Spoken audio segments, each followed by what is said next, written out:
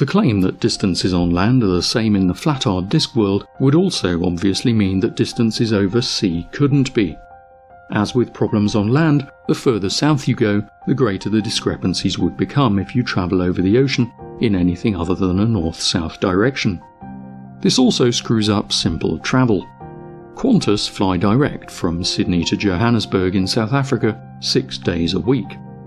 It's a direct distance of 11,060 kilometres, with the flight taking around 13 hours and 20 minutes, at a speed of 830 kilometres an hour. As you might have expected, things on the flat Earth aren't quite so simple. Sydney Airport is 151.1772 degrees east.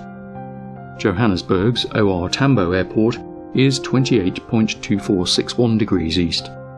The difference in longitude is therefore 122.9311 degrees. Sydney Airport is 13,759 kilometres from the North Pole. OR Tambo Airport is 12,894 kilometres from the North Pole.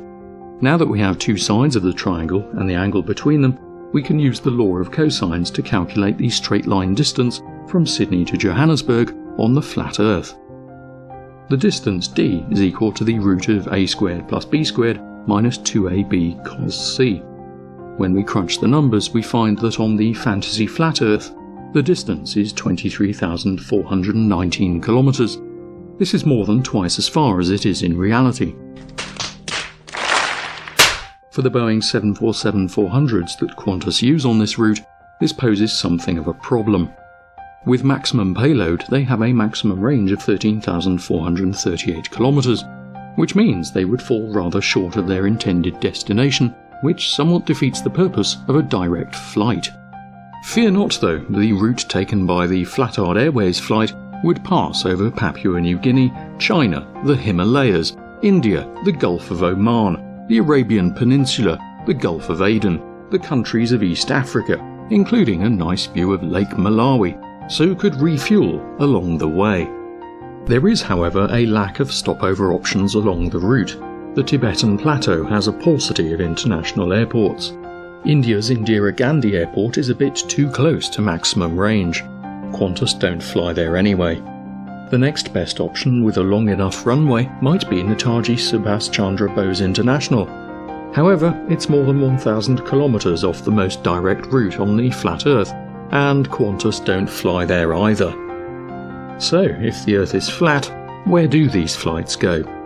Since no passengers who have flown direct between Sydney and Johannesburg have ever spotted China, the Himalayas, the Arabian Peninsula or Eastern Africa, let alone stopped at any of their bloody airports, we can be quite sure that this isn't the route taken. Also, as passengers on these flights do arrive in the scheduled 13.5 hours or so, Flatheart Airways would have to fly at an average speed of 1,756 kilometres per hour, and faster with a refuelling stop, rather than the more sedate 830 we found earlier. The maximum speed for a 747-400 is 988 km per hour. So, unless Flathearts can demonstrate that a 747-400 can fly at nearly double its rated maximum speed, and do so without critical components like wings and tailplanes simply being ripped off, and tell us where all the extra fuel is stored, and explain the slight discrepancy in scenery on the flight, we can safely say that the idea that the Earth is flat is bollocks.